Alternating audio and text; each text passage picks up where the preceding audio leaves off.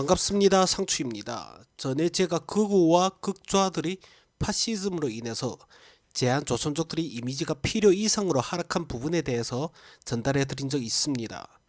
요즘 제가 바쁘다는 핑계로 자세한 설명을 생략함으로 인해 오해하시는 분들이 계시더라고요. 개인적으로 바쁜 이유도 존재하지만 영상 길이가 너무 길면 기피하시는 분들이 계셔서 생략한 이유도 존재합니다. 결론은 저희 잘못이 분명하죠.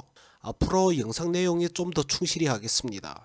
그리고 이번에 너무 심하게 길어지다 보니 파시즘 단체들의 활동 범위와 그들의 영향력을 말씀드리고, 다음 영상에서 그들이 제한 조선족들한테 치는 영향과 활용법에 대해서 말씀드리겠습니다. 제가 대한민국 정치와 시사를 파악해가는 와중에 한국인들과 조선족들의 공통점 중 하나를 발견했습니다.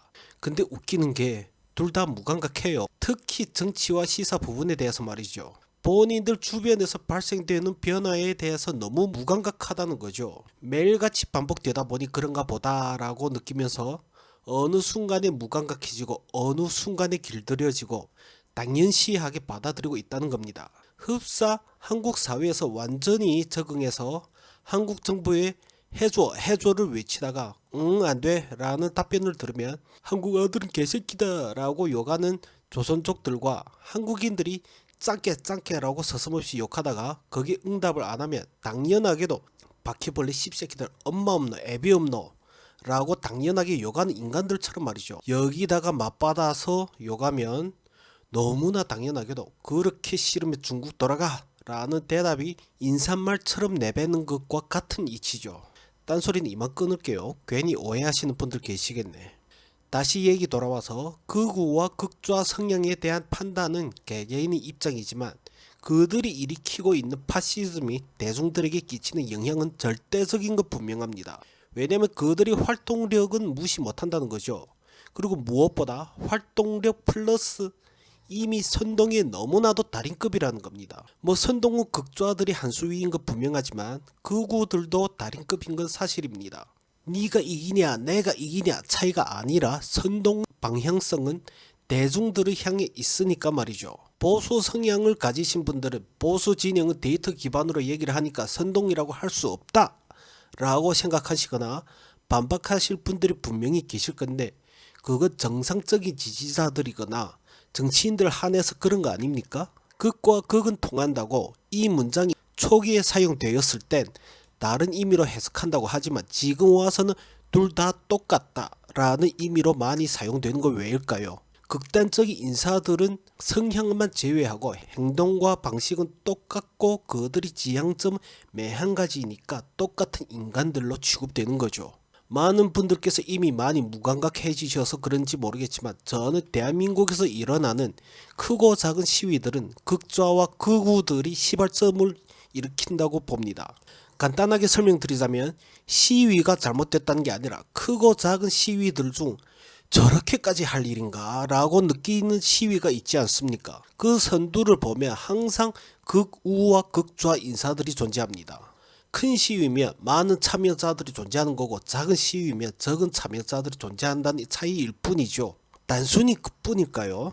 예전 같으면 절대적으로 공중파 지상파 하다못해도 인터넷 뉴스 기사로 정치와 시사 방면의 소식을 들을 수 있었지만 오래전 과거와 달리 현재는 다방면의 매체들이 존재하고 그 매체들의 파급력이 상당하죠. 하다못해서 유튜브 같은 플랫폼 경우와 SNS 같은 경우에 자극적인 대화들이 더욱더 인기를 끄는 만큼 그들한테는 절대적인 생태계이다 보니 그들의 영향력은 더욱더 확장되었다고 생각합니다. 아니 오히려 지금 이 시점에서는 그들이 현재 대한민국의 진영 다툼이 가장 선봉에 서 있고 그들로 인해서 여론이 움직인다고 봐도 무방하죠. 그리고 많은 분들이 대한민국에 존재하는 파시즘의 영향력은 상당히 미비하다고 생각하시고 저희 얘기가 헛소리라고 치부하시는 분들이 많습니다. 하지만 이전 영상에도 말씀드렸다시피 저는 개인적으로 그들의 영향으로 인해 대한민국 사회가 이미 70% 정도 적화된 상태라고 판단됩니다. 단순히 업그레이드 버전이냐 다운그레이드 버전이냐 차이일 뿐이지, 여러분들이 조선족들을 호칭하는 단어를 빌려서 말씀드리자면 빨갱이 새끼가 빨갱이 나라에서 한국에 입국하다 보니 제 눈에 너무나도 제 눈에 잘 보이는 거 아닐까 싶습니다. 이 영상 게시하고 나면 주변 분들이 또 한 소리를 하겠다. 뭐 쓸데없이 중국 관련된 얘기를 너무 하지 말라고 뭐라 하겠네. 물론 저희 입장을 고려해서 저한테 하는 얘기이기도 하지만 저를 필요로 하시다 보니 잔소리를 하는 거죠.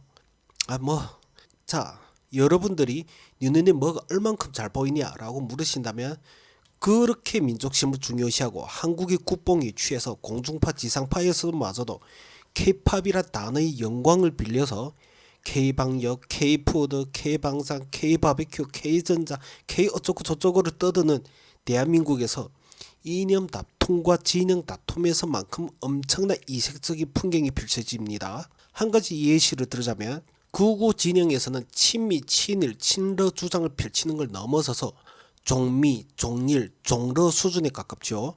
너무나도 쉽게 내뱉는 단어들이 존재합니다. 안보의 상징인 보수 진영의 극우들 중에 자칭 대한민국 국민이 아니고 미국, 일본, 러시아 시민이라고 주장합니다. 그들은 너무나 스스럼 없이 대한민국을 미국, 일본, 러시아에 편입시켜야 대한민국의 무궁무진한 발전을 이룩할 수 있고, 그게 너무나도 당연하다고 수년째 주장하고 있죠.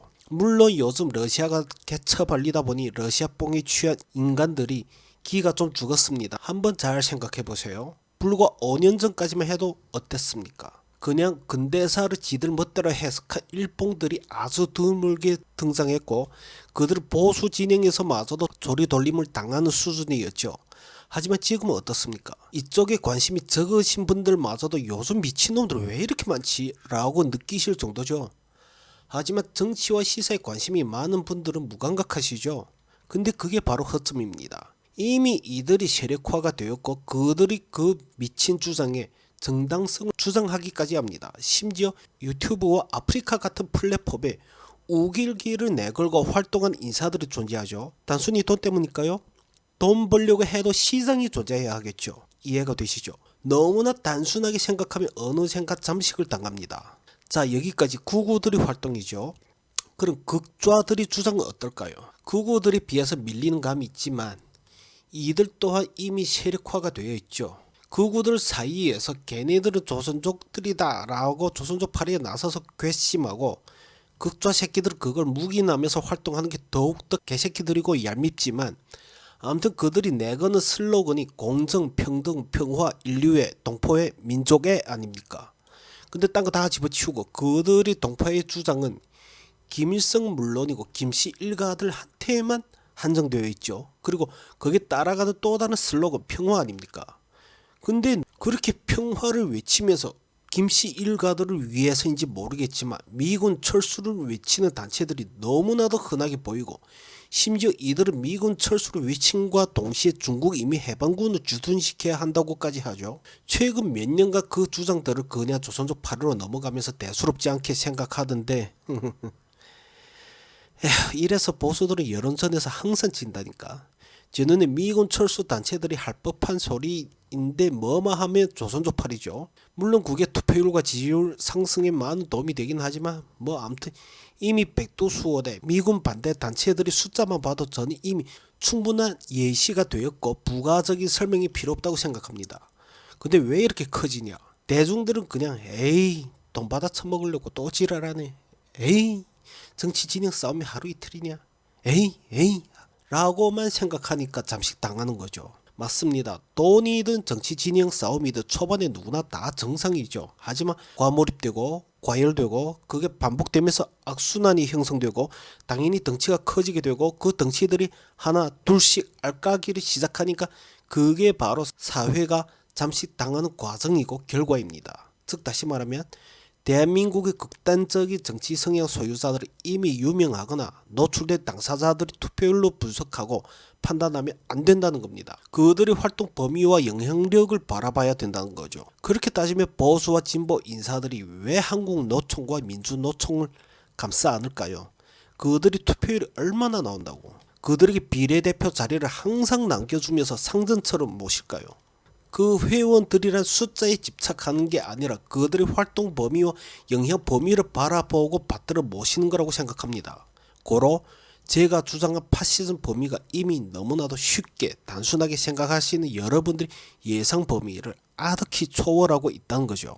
오늘의 영상은 여기까지 하고 다음 영상에서 별다른 돌발 상황이 없다면 이 극우와 극좌들이 파시즘 인사들이 어떻게 제한조선족들 이용하고 있는지에 대한 1차원적인 설명을 하도록 하겠습니다. 그리고 오늘도 우리 중국 동포중앙회의 총회장님 제한조선족들이 위대한領導자 김성각 동무에 대한 쿠키 영상이 있으니까 끝까지 시청해 주시면 감사합니다. 동포사회 경제인들이 1년에 행사 한 번 하면 어느 많이 투자해줬어요. 아 근데 그게 사실이에요. 그게 돈을 꽤 많이 수금을 했다고 들었거든요. 근데 밥도 못 얻어먹고 쫓겨났다는 얘기가 많이 돌았거든요. 후원은 꽤 많이 하셨는데. 수년간에 후원하고 한 사람들이 그게 다 목적이 뭔가 그래도 중앙회라 하니까는 이 동포사회에서 확실히 이게 총중앙회인가 해가지고 착각을 하신 거지. 착각하고서는 그래도 동포사회를 이끌고 나가는데 이래 그래도 어울려 갖고 많이 이렇게 그 하라고서는 그런 좋은 목적으로 동포를 위해서 후원을 해준 거예요. 김성학이 개인을 위해서 후원한 게 아니에요. 그때 그쵸. 당시에는 80만 동포를 대표한다니까는 예. 예. 그런 신분을 가지고 있으면 지금 호텔비도 뭐 안 물고선에 오는 그 수준에 무슨 중앙회고 나발이고 있어요. 아 그런 데다가 예. 박성규를 파면한다고서네 허위로 이졸로 해갖고 전화 안에 전화번호 있는 거 그냥 이름 적어갖고 사돈에 8천 막 적어요. 그거는 그 민간 단체인데 니들이 뭐한테 파면을 해. 솔직히 여기서 우리가 죽을 쓰든 밥을 만들든 지들하고 뭔 상관인데. 비영립 단체 관리 부서에서도 예. 이제 이런 단체는 싹 없애야 된다고 저는 생각하거든요. 저희가 유튜브에 한번 이렇게 올라온 거라면 이제 그 전에 이제 보도한 걸 봤는데 한번 행사를 했는데 4만 명이 참석했어요. 예, 보도를 했는데 4만 명을 따지게 되면 나는 농사꾼 출신이에요. 예, 손가락 가지고 계산할 수밖에 몰라요. 예, 그런데 4만 명이라는 면적을 앉으려면 우리 농촌에서 농사를 짓게 되면 한 쌍이게 되면 이제 만평이거든요. 만평, 중국평으로. 중국평으로 1m, 1m. 예. 제곱미터. 예. 예. 한 쌍이게 되면 만평이에요. 한 사람이 자리 차지 않고 앉게 되면 길도 없이 예. 앉게 되면 얼마를 앉아야 되는가? 넉 쌍을 앉아야 돼요. 농촌의 토질로 계산하면. 넉쌍이면. 넉쌍이라는 게 100m에다 400m 길에 길도 안 두고서는 꽉 차갖고 앉아야 이게 4만 명이 앉는다는 거예요. 근데 가장 중요한 게 뭔지 알아요? 예? 4만 명이면 공중파, 지상파, KBS, SBS 뭐 종편 채널 다 한 번씩 나와요. 근데 우리는 모른다 거지. 아니 그런 걸 떠나서 예. 예, 평술로 계산해도 예, 단순히 계산해도. 근본선 4만 명 되지도 않는다는 거예요. 말 같지 않은 소리. 예, 말 같지 않는 소리 조금 해갖고는 4만 명 모인 행사했다. 전체 사회적으로 뻥치는 행사만 하고 그건 경찰서에다가 신고를 하고 그만한 부지를 빌려야 되고 4만 명이면 관리 인원이 얼마나 들어가야 되고 모든 것 종합적으로 따져도요. 일단 1차원적으로 우리가 알아야 돼요. 저는 이렇게 생각해요. 사람 머리를 달고 있으면요. 허풍을 쳐도 사람이 상식선에서 허풍을 치면 그럴 수도 있겠다라고 믿는데 이거 도저히 상식에서 벗어난 일이거든요.